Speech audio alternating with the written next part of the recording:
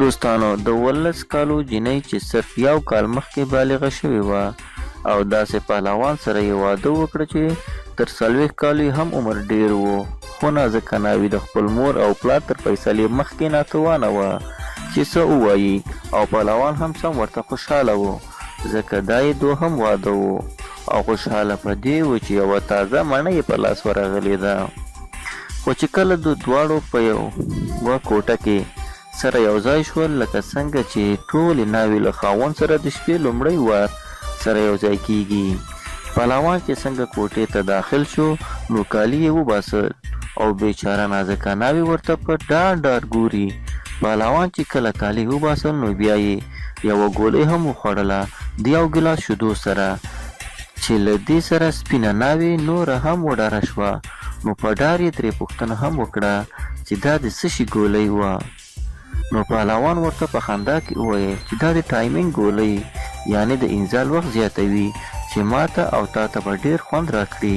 نجلۍ هم په سوچ کې شوه چې دا به ماته څه فایده وکړي. بیچاره ناوې پیغله شوې وه. نو هغه د دې شیانو څه خبره.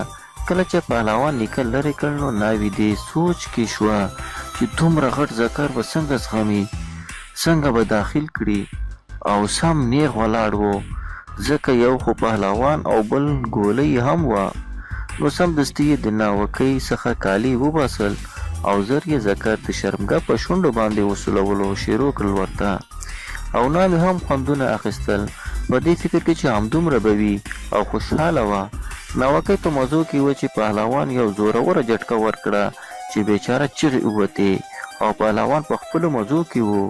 هغې چغې وهلې چې وباسه رانه، ځکه هغې دومره غټ ذکر و چې ماشومه یې سمه ژوبله کړه، او پهلوان بیا هم بس نه ویلې، خو ناوکۍ بیا بېهوشه شوه. نو بیا پهلوان کوروالو ته آواز کړ او ناوې یې ډاکټر ته بوتله. نو ډاکټر ورته وویل چې دا خو ختمه شوې ده، یعنې په حق رسېدلې. دوستانو په دې هیله چې ویډیو مو د خوښۍ سبب ګرځېدلی وي نو ضرور لایک او شیر کړئ، او زموږ چینل هم در سره سبسکرایب په پخوا کې ورسره د ګوګل نشان هم ووهئ. مننه.